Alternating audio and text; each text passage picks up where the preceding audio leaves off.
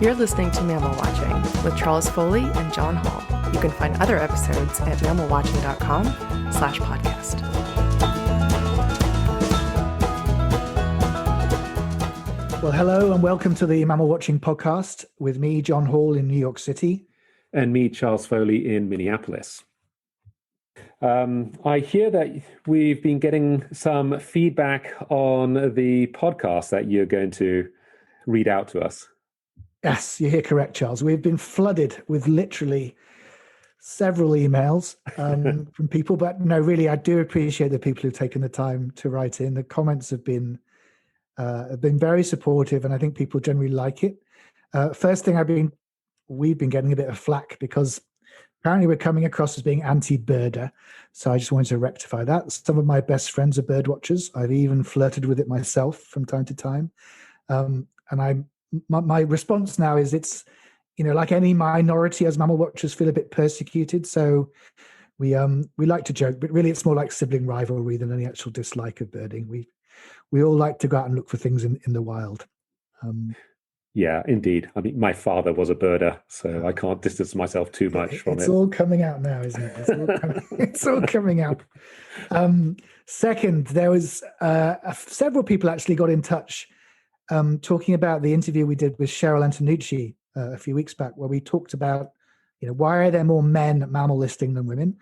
And someone had a very interesting point. They said they're not sure if the male-female split is all that helpful. And something they've seen discussed before when it comes to birders is that some birders are inquisitive and some are acquisitive, i.e. listers. And we're all on a spectrum. I guess I like to think I'm a bit of both, but if truth be told, if I had to come down on one side, it would be acquisitive, I suppose.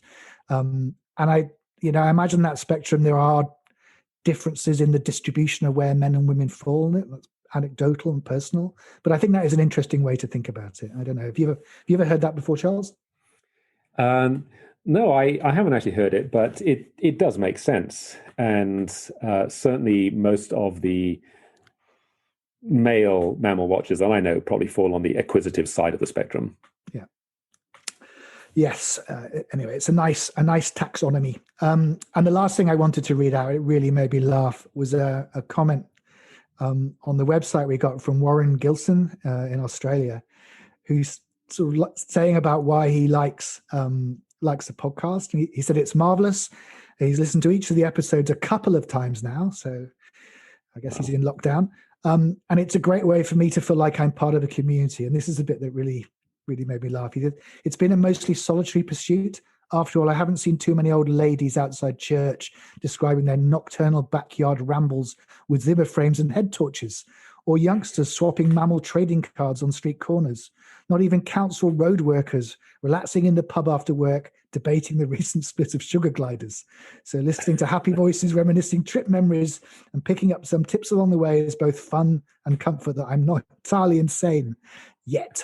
So thank you, Charles, Jose, and Jon. And I really thank you very much, Warren. That was one of the nicest messages I've had in a long time. It really made me laugh, and it actually made me feel like we're actually doing something that people get, and it's appreciated. So thank you, and thanks everyone for comments. Please keep them coming. You can write to us if you prefer, email to mammalwatching@gmail.com, and then both Charles and Jose and I, we can all see that. But yeah, thank you. And what about you, Charles? What's in the news this week in the mammal world for you? Well, it perhaps won't surprise you, Jon, that I've been reading about rodents again. But this time, not just any rodents. This is actually a specific individual rodent whose name is Magawa. And the reason that Magawa made the news is because he is retiring after a distinguished career as a landmine detector in Cambodia. So for a bit of context, Magawa is an African giant pouch rat, that's Chrysetomys gambianus. And there's a project called Apopo, which is a Belgian NGO working out of Tanzania, which has domesticated and trained giant rats to work as landmine detectors. Wow. And the rats are really good at this because, first of all, they're fairly light, so they don't set off the mines, which obviously is important, and they can cover quite a lot of land quickly. So the rats are trained in Tanzania and then sent out to various countries where they have landmine problems, such as Cambodia, Angola, or Mozambique. But in addition to their mind clearance, these rats are also used to test for tuberculosis, which is a lethal disease that kills over 1.5 million people a year. And the problem is that TB is often misdiagnosed, or diagnosis takes a long time using regular lab techniques. And in the meantime, patients may have returned home and infected many other people. So what happens in Tanzania is that if doctors at a hospital suspect a patient might have TB, they will collect sputum samples, which are then sent in a batch to a center which houses these giant rats. And the rats will sniff the samples, and if one of the samples has TB, they'll remain over it for about 3 seconds before moving on, which alerts a technician that this is likely a positive sample. And the technician can then alert the clinic, who then brings the patients in for further testing. And these rats can test 100 samples in 20 minutes, which would take a lab technician 4 days to do. So it's been used very effectively to raise TB detection rates in Tanzania. And chrysectomies, they're quite large rodents, as you'd expect with the name giant in the name, but they weigh up to about 1.5 kilos or 3 pounds, and they have a pretty large distribution across sub-Saharan Africa. And in fact, they were probably the most common species that we recorded during camera trap surveys across Tanzania, particularly in montane forest areas, although they're not actually that particularly easy to see, mainly because they're nocturnal. And we used to have them coming into our camp when I was living on Mount Kilimanjaro in 1990. And they're great animals because they're really quite slow-moving and docile. Yeah. And I remember on one occasion, I was with my soon-to-be PhD supervisor, Andy Dobson, and we're in our hut on the slopes of Kilimanjaro with Andy sort of cooking up a pasta dinner, when a giant rat walked into the hut, walked past Andy and I, picked up a massive piece of cheese that Andy was about to start grating and started to walk out with it. So I took the cheese back, and the rat looked quite hurt and offended that I deprived him of his meal. So they're really quite fun animals. And they're not very common in captivity in the US, but the Indianapolis Zoo recently acquired one from Apopo. So if any of our listeners are passing through that area, you should really try and stop in and see it. Wow. They're great animals. Yeah. What a great story. Perhaps the cheese smelled like TB. Maybe so. Yeah, I remember the first, I've seen Gambian pouch rats a couple of times, but the first one I saw was in montane forest in Aberdares in Kenya. And it walks, yeah, they had this sort of swaying waddle, or at least this one did. And I guess that's how I would walk if I was walking around landmines, to be honest. Very kind of sensitive and 1 foot down and feeling the way. So they are a natural animal for that, I can see. So yeah, that's a great story, Charles. Yeah, brilliant animals, brilliant animals. So our guest today is Dr. Tim Davenport. Now, Tim has worked in Africa for almost 30 years. And he started in Uganda in 1993, where he conducted biodiversity surveys in 66 of the major national forests in the country, including in Bwindi, where he then helped set up the mountain gorilla tourism. Tim then spent 2 years as project director for the WWF Lobeki Forest Project in Cameroon. And since then, he has spent the past 22 years working for the Wildlife Conservation Society in Tanzania. For 15 of those years, he was the director of the Tanzania Country Program, but since mid-2019, he has been the WCS Director of Species Conservation and Science for Africa. Now, Tim has had many, many achievements over the years, and I'm going to highlight a few of these for our audience. Tim played a major role in the gazettement of both the Kitulo National Park and the Mount Rungwe Nature Reserve in the Southern Highlands of Tanzania, as well as setting up 11 other reserves and protected areas across Africa. He conducted the first national census of the Zanzibar red colobus, which is an endangered species. He also discovered new chimpanzee populations in both northern Uganda and southern Tanzania. Tim set up a marine conservation program in Tanzania and a national whale and dolphin assessment project. And if that wasn't enough, he has also described new species of butterfly, frog, lizard, chameleons, snakes, shrews, and even a bush baby. Tim, welcome to the podcast. Charles, thank you very much. And John, nice to be with you both. Thank you so much for coming on the podcast. Thank you. Now, I should point out, by way of full disclosure, that Tim was actually my boss in Tanzania for 15 years, though I suspect it probably felt more like 20 to you, didn't it, Tim? Yeah, apologies in advance for that, Charles, but thanks for reminding me. Yes. Sorry about all those nervous twitches I left you with. So, Tim, I know you're best known for your work on primates, but you've always been interested in the small beasties, haven't you? And is it fair to say that you started off mostly as an insect and mostly butterfly person? I'm certainly a generalist, and increasingly I'm happy to call myself a generalist. But actually, I started off before that. I was in worms. My PhD was actually in parasitology in Leeds in the mid-late 1980s. So I was very much interested at the time, although that didn't last, looking at intestinal parasites of veterinary animals. I realized fairly quickly that's not what I wanted to continue doing. And having traveled in Africa for a while, I applied for a job in Uganda. And the wonderful Peter Howard, who hired me, who I worked for a number of years, I think he didn't really look at my CV properly enough, because I think he assumed it was invertebrate, so he'll know about butterflies and moths. So I ended up being taken on initially just to work on African butterflies and moths and sort of other Lepidoptera. So I was thrown in at the deep end and became a specialist, I guess, in that group first. Since then, I've dabbled in all sorts of things. So I'm very much a generalist, jack of all trades, I guess. But I guess the things I've studied have got bigger and bigger. So, Tim, a highlight for any scientist, any biologist, is the discovery of a new species, especially of large mammal, particularly something that hasn't been discovered in the laboratory with DNA or in a museum. And you did that. You didn't not only discover a brand new species, but an entirely new genus of primate, which I'm told is the first new genus discovered in Africa for over 80 years, which is just remarkable. Can you please tell us about how you found the Kipunji, and at what point did you have that eureka moment that you had something here that was really special?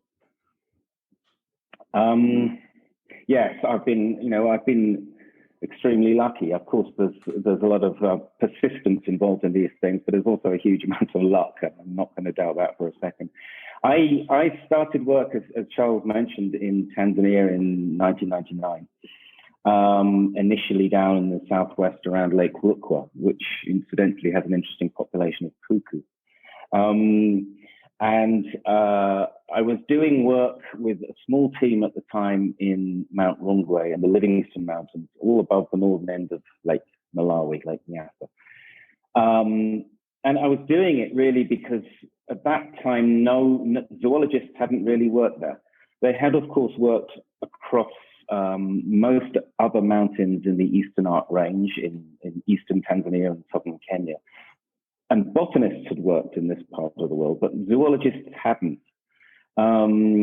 So I managed to get some funding to work there, and we started doing some biodiversity surveys, initially to find out what was going on, to see if we could work out whether there were any threats, how important it was. At the same time as doing these biodiversity surveys, we also did sociological investigations. And particularly, and this is something I did quite a lot in Uganda and Cameroon, was go straight to and talk to the hunters, because they're the ones who know the forest. They're the ones who can tell you stuff that no one else can.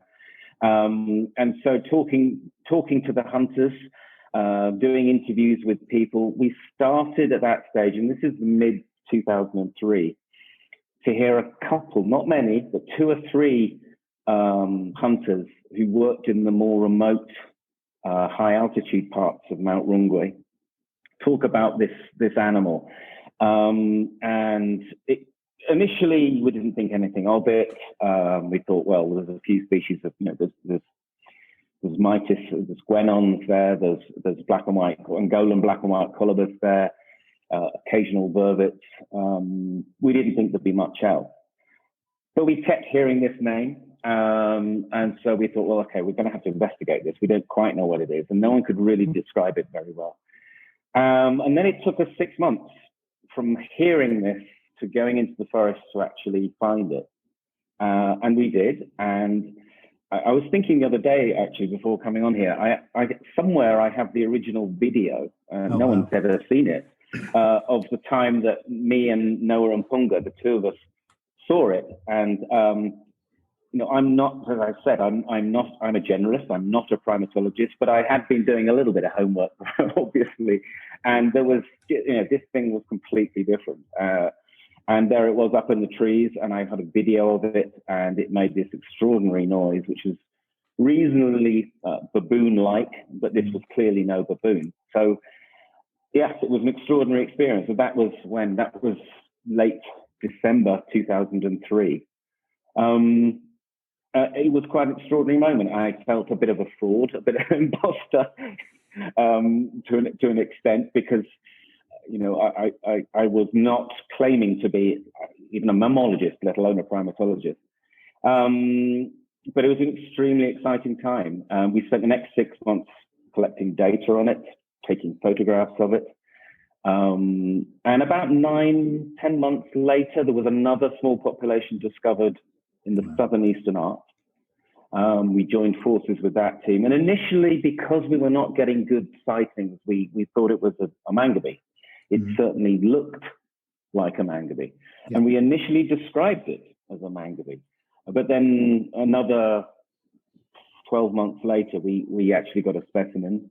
And then we started looking at the bones and the molecules. And pretty soon we realized this was not a Lophocebus or Circocebus. It was actually more closely related to a baboon. But it clearly wasn't Papio. So, yeah, we described it as a new genus, Runguecebus. And it's, again, it's been an extremely exciting time. I think most excitingly for me was the fact that it enabled us to do conservation. It really did. And that is why, I love the sort of things that you guys are doing, because getting people interested in these animals enables conservation to happen. So, yeah, it was a very exciting time. Oh, sounds absolutely wonderful. And just Kipunji, is that the local name?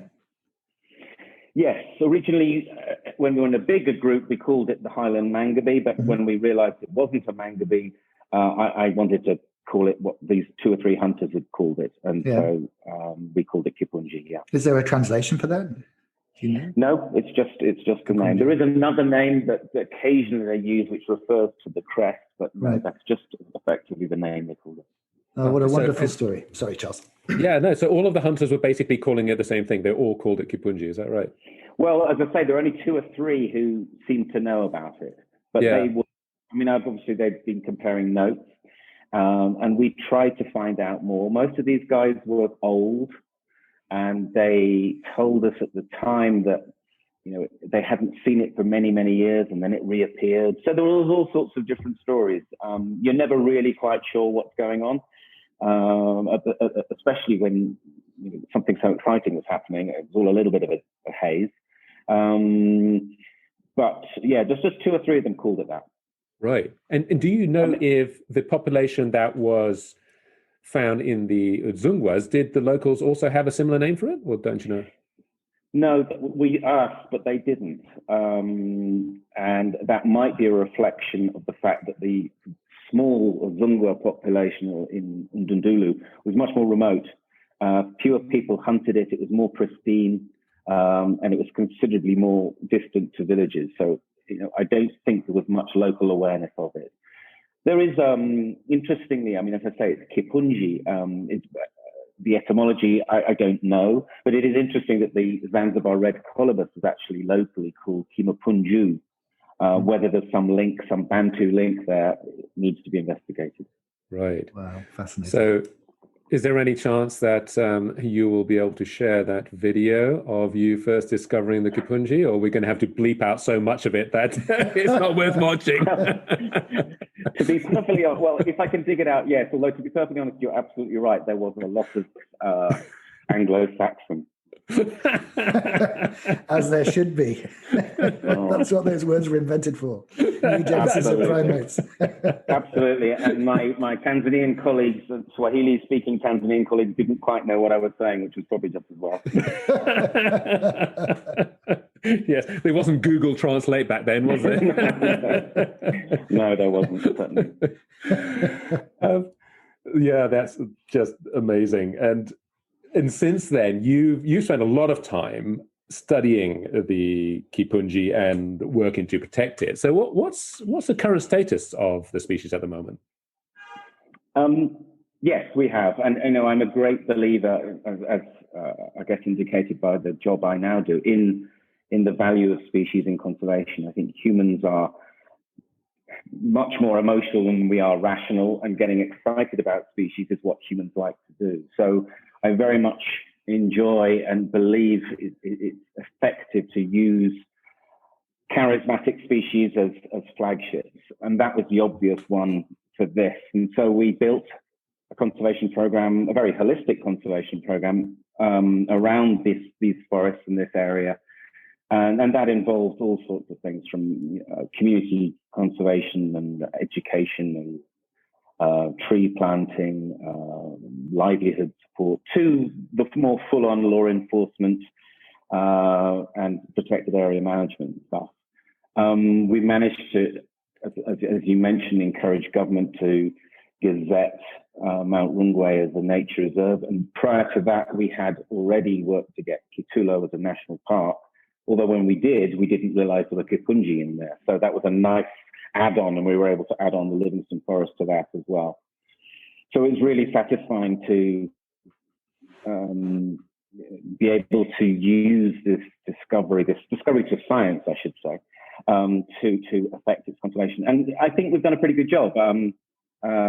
It's been a big team of people, I must say. And when you have a holistic approach that really does all essences, all parts of conservation, you can be effective.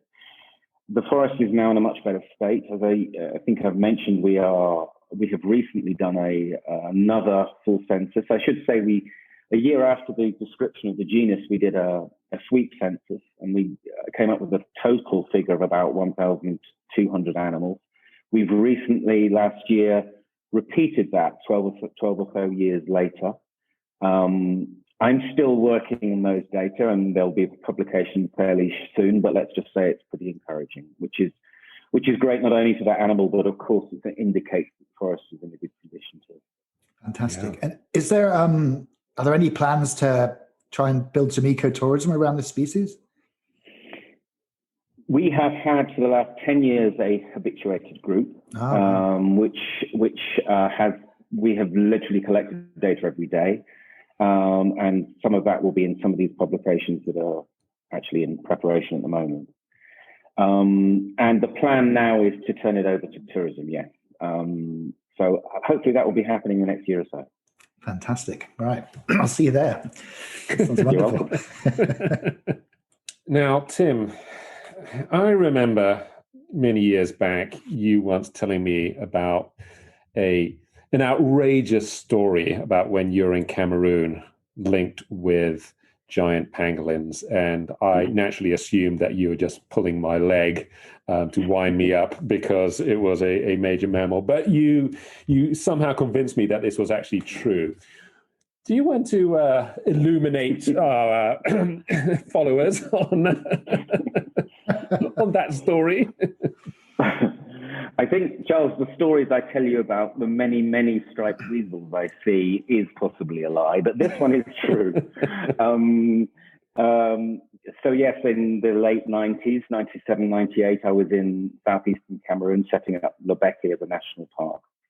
And I spent quite a bit of time working with Baka people, pygmies, who know the forest so well, as working with them as field assistants in the forest, doing assorted surveys and what have you. And after one particular long day, and Southeast Cameroon is hot, it's sweaty, it's quite claustrophobic, this flat, tall, high canopy forest. You're ready to get home at the end of the day for, well, I wouldn't say a cold beer, but certainly a warmish one. And we were approaching the logging road where we'd left the vehicle. And the two guys I was with, I think Jan and Jacques, suddenly giggled and disappeared. When I was standing there thinking, okay, what's going on? And they'd vanished. And for about a minute, 2 minutes, complete silence. And then there were these giggles and thrashings around in the bush and strange noises going on. And honestly, I didn't have any idea whether to laugh or run. But the amusement that seemed to be coming from these guys reassured me I just need to stay put and see what happened. And sure enough, out of nowhere, these guys appeared, and one of them on the back of a giant pangolin, and literally riding it like a rodeo. It was the most extraordinary thing. Oh. There was much hilarity. I mean, initially I thought, okay, this poor animal's done for. But interestingly, the group around there had a taboo on pangolins because they admired them so much for their resilience to ants and termites that they don't eat them. So they were just having a bit of fun. I'm not sure the giant pangolin was having so much fun, but it was certainly a memorable sight. God. So giant pangolins then, obviously, they don't roll up in a ball as defense then. Presumably they just keep on barreling forward. Well, this one certainly didn't. And I mean, it's they were sizable things. And okay, the backer are diminutive, but this thing didn't roll. No, it seemed to tolerate them riding on its back. Yeah, the one I saw one actually saw two in Gabon, which Charles doesn't let me talk about. But the first one was in the Congo next to Lope, and the guide, who wasn't a pygmy, he was quite a big guy, had said there was a chance, and in the midnight in the forest, I hear "Venez, venez," and I think other people in the group didn't speak any French. I speak about 4 words, but I knew that meant come, not run. So we charged through the forest, and he had this thing by the tail, and it was just pulling him through like a bulldozer, and the pangolin was completely unperturbed. Incredibly powerful. It's like a 100-pound, 50-kilo animal. These are wonderful things. Yeah. Yes, incredibly strong. And we know that the medium-sized pangolins are strong, but these big guys, which I know, of course, Charles discovered in Tanzania as well, they're powerful animals. Yeah. And is that taboo on eating them? Is that sort of across all the baka, or is it just in that area? No, I think it's very much clan to clan. Each clan has a taboo on different species, which in some sort of way, this is a complex subject, but it was done for all sorts of reasons, but it did, I wouldn't say promote sustainability, but it certainly did, when some groups don't eat some species, it helps neighboring peoples, etc. So it's an interesting thing. Yeah, it's fascinating. It's the same, I think, in most places where there's indigenous people, these seasonal or tribal taboos that do act as they can ensure an animal doesn't go extinct, put it like that. That's right.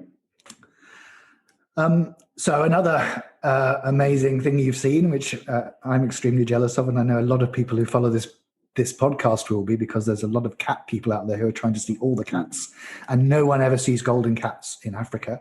But you saw one in Cameroon. Can you tell us a bit about that? I actually seen them in Uganda too. So in Uganda, I was, after doing the surveys, I went to work up in windy, impenetrable for a while, setting up the monitoring program. And the Ruhija swamp, just down from the research station where I was based for 6 months or so. I used to go down there quite regularly. And again, I've been incredibly fortunate to be in places, often of my own. So you tend to be quieter. You tend to be in the position of seeing things simply, not necessarily by choice, but by chance. And I saw, I think, on 2 occasions, once very badly, golden cat around Ruhija Swamp. Wow. And I wrote a small article about that back in the day on Cat News.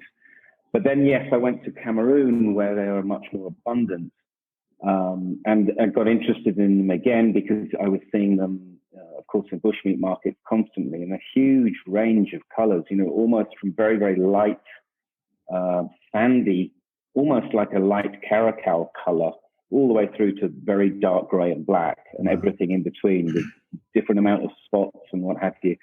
And again, spending lots and lots of time in the forest. I saw one in Cameroon as well. I'd like to say I deliberately set out to see these things, but often no, I don't. I'm just very lucky, or have been in long enough in the right place. Yeah. And did you see them in the daytime?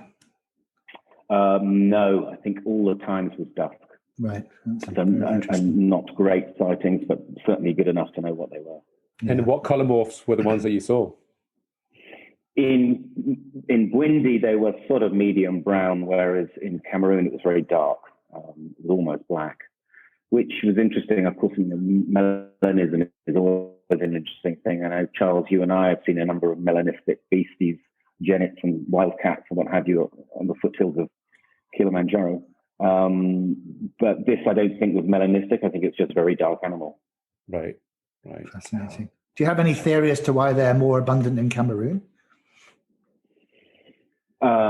No, I would imagine, places like the forests in western Uganda, it's the edge of the range, and they've clung on in some of these places, and of course in the mountains of central Kenya as well. I think it's probably a stochastic thing going on, as well as just the edge of the range, less dense, more hunting, more people. Yeah. The forests in Cameroon, Gabon, Congo, of course, have been generally in better condition, and animals like the golden cat, and of course even gorillas to some degree, don't do so badly in secondary forests either. So right. Even when there was logging, they do reasonably well.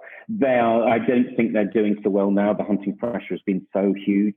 Of course, their range, their distribution is still relatively large, but I don't think they're anything like the numbers they were even 20 years ago. Oh, what a shame, but you're very lucky to have seen 3. Cameroon, just quickly follow up on that, because it's obviously it's a tremendously biodiverse, rich country, rich in biodiversity. But I think we may have one report on mammalwatching.com from Cameroon. Very, very few people seem to go there. What other things have you seen apart from golden cat there that ought to encourage mammal watchers to visit? I think you can see bongo relatively easily, which is a fine beast. Obviously, there are these buys like there are in Congo and Zanga in CAR, and they are great places to see wildlife. Bongos often come into them, but you do see them in the forest as well. Obviously, some of the great apes, forest hogs, etc. So there's of course the primates. The primate diversity is fantastic too. So there's a fair old range of things to see mammal-wise in Cameroon if you go to the right places. And some of these places where they are down in the southeast of Cameroon or the west of Congo and CAR, where there are good forests still standing, but these open areas of buys, it's a great place to see them. That sounds fantastic. And is there any infrastructure there for tourism? More and more, and that's growing in Gabon too, of course. I think when I was there, it was a little bit difficult because there was no tourism culture at all except for trophy hunting. And that's what we were slowly trying to get going. But I think it's never going to be easy. It's not going to compete with Eastern and Southern Africa in terms of tourism. But for the dedicated people, it's well worth it. There's some extraordinary things to see in the forest. It's just spectacular. That sounds amazing. I'd love to go. Just for people who don't know, a bongo is, correct me if I'm wrong, Tim, it's a large spiral-horned antelope that's reddish brown with white stripes, and is probably the most beautiful antelope in Africa, I think. And it's, of course, one I've never seen. Really, really cool things.